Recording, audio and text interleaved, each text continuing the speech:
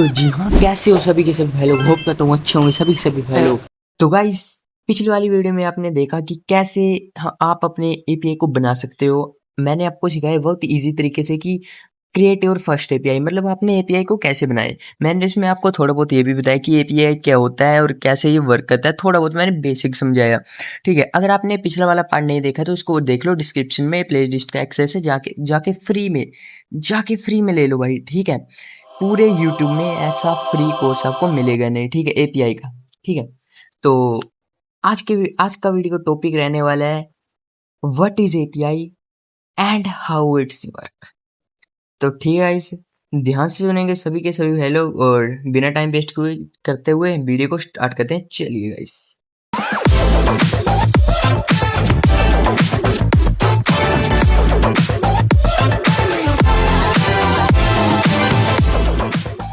तो दोस्तों, सबसे पहले हम बात कर लेते हैं एपीआई के बारे में। What is API? एपीआई क्या होता है? एपीआई आखिर क्या होता है, ठीक है। एपीआई क्या होता है? एपीआई एक एप्लीकेशन प्रोग्रामिंग इंटरफेस होता है, जिसका नाम सुन के डरना नहीं है भाई। असल में एपीआई एक मैसेंजर होता है, मतलब मैसेंजर की तरह काम करता है। मान लो तुम्हारे पास एक ऐप है, ठीक है। तुम्हें किसी सर्वर से डाटा चाहिए, तुम सीधे डाटाबेस के पास नहीं जाते, बीच में एपीआई होती है। जैसे स्क्रीन पर आपको एक फ्लो चार्ट दिख रहा होगा, उसी तरह ये वर्क करता है। यूज़र एपीआई को रिक्वेस्ट भेजता है, एपीआई डाटाबेस से डाटा लेता है और दोबारा यूज़र को भेज देता है, ठीक है। फ्लो चार्ट में आपको डिफाइन हो रहा होगा, क्लियर हो रहा होगा, ठीक है। एपीआई रिक्वेस्ट लेती है, डाटाबेस से बात करती है और रिस्पॉन्स वापस भेज देती है। भाई ये सिंपल सा बात रहने वाला है हमारे एपीआई का। एपीआई क्या होता है? बहुत ही सिंपल सी बात है, ठीक है। मतलब एक एग्जांपल के साथ हम एपीआई को डिफाइन करते हैं, जैसे वेदर ऐप। वेदर ऐप बहुत ही बढ़िया और इजी और मीनिंगफुल इसका एग्जांपल रहने वाला है, ठीक है। जब तुम वेदर ऐप खोलते हो तो ऐप को कैसे पता चल जाता है कि आपके उधर बारिश हो रही है, धूप लगी है, सर्दी है, गर्मी है, कुछ भी है, एनीबॉडी, ठीक है। क्या ऐप का ओनर हर जगह आपके शहर, आपके घर जाकर चेक करते कि उधर बारिश लगी है, बवंडर लगा है, तूफान लगा है या धूप लगी है, क्या लगी है? नहीं भाई, ऐसा नहीं होता है। ये सब काम एपीआई के थ्रू होता है। वेदर ऐप, जैसे स्क्रीन पर फ्लो चार्ट दिख रहा होगा, वेदर ऐप एपीआई के थ्रू काम करता है। सर्वर डाटा भेजता है ऐप को, अब जब आपको शो होता है कि उधर बारिश लगी है नहीं लगी है, ठीक है। अब उसके बाद हम बात कर लेते हैं एक बहुत इंपॉर्टेंट टॉपिक रिक्वेस्ट के बारे में, ठीक है। रिक्वेस्ट क्या होती है? रिक्वेस्ट मीन्स डाटा मांगना, किसी भी चीज़ का डाटा मांगना रिक्वेस्ट होती है, ठीक है। आपको डेफिनेशन आ रही होगी, आप इसको पढ़ सकते हैं, ठीक है। मतलब जैसे एग्जांपल ले लेते हैं, बैकस्लैश लुकअप नंबर, उसके आगे नंबर लिख दिया, ये एक रिक्वेस्ट है, ठीक है। तुम एपीआई को बोल रहे हो भाई इस नंबर की इन्फॉर्मेशन दो, ठीक है भाई लोगों। जैसे किसी के लिए किसी को रिक्वेस्ट करना, उसको रिक्वेस्ट बोलते हैं, ठीक है। अब उसके बाद हम बात कर लेते हैं व्हाट इज रिस्पॉन्स। रिस्पॉन्स क्या है? एपीआई का आंसर ही रिस्पॉन्स है, ठीक है। जब आप किसी चीज के लिए किसी को रिक्वेस्ट करते हो, जब वो आपको JSON फॉर्मेट में डाटा भेजता है तो उसको रिस्पॉन्स बोलते हैं, ठीक है गाइस। जैसे आपको रिस्पॉन्स का भी एक एग्जांपल दिख रहा होगा, कैसा होता है रिस्पॉन्स, ठीक है, एपीआई का आंसर, ठीक है भाई लोगों। उसके बाद हम बात कर लेते हैं एपीआई के वर्क फ्लो के बारे में। पूरी दुनिया में 90% एपीआईएस इसी तरीके से काम करते हैं। यूजर रिक्वेस्ट करता है एपीआई से डाटाबेस, फिर डाटाबेस से इंफॉर्मेशन या डाटा उठाता है, रिस्पॉन्स करता है, फिर वापस यूजर को दे देता है। बस यही सिंपल सा साइकिल है एपीआई का वर्क फ्लो का, ठीक है, जैसे आपको स्क्रीन पर दिख रहा होगा भाई लोगों।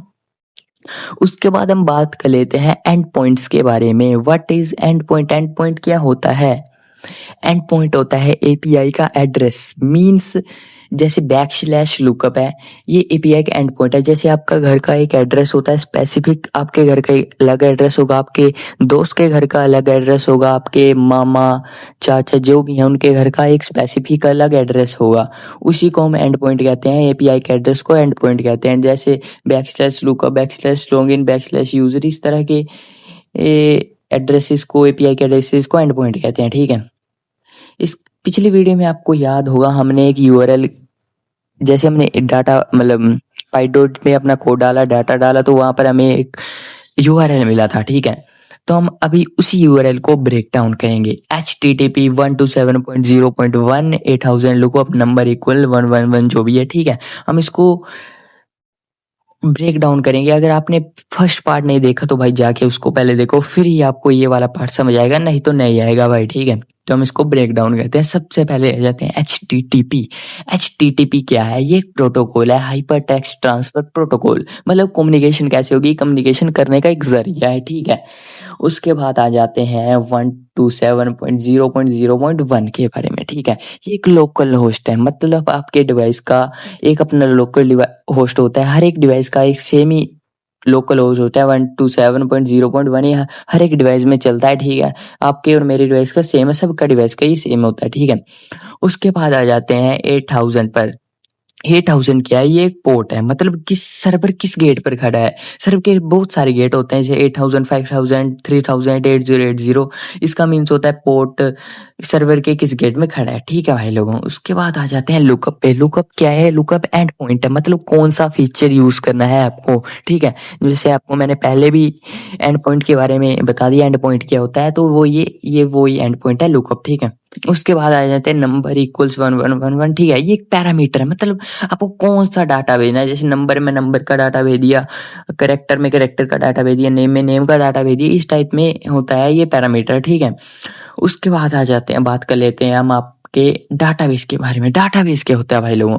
डाटाबेस एक ऐसी चीज होती है जहां पर आप अपने डाटा को स्टोर करते हो, एक ऐसी जगह जहां पर आप अपने डाटा को स्टोर करते हो, उसको ही डाटाबेस बोलते हैं। ये डाटाबेस को स्टोर करने के लिए आप अलग अलग सिस्टम सॉफ्टवेयर का यूज करते हैं, जैसे एसक्यूलाइट, माईसीक्वल, ऐसे बहुत सारे अलग अलग तरह के सॉफ्टवेयर होते हैं जिसका यूज करके आप अपने डाटा को स्टोर करते हो, ठीक है। उसको जहां पर डाटा स्टोर होता है उसको डाटाबेस बोलते हैं, सिंपल सी बात है। इसके बाद हम बात कर लेते हैं जेसन, ठीक है। What is Jason? जेसन क्या होता है, ठीक है। जेसन ये चीज होती है डाटा भेजने का फॉर्मेट। किस फॉर्मेट में डाटा को भेजा जा रहा है उसको जेसन बोलते हैं।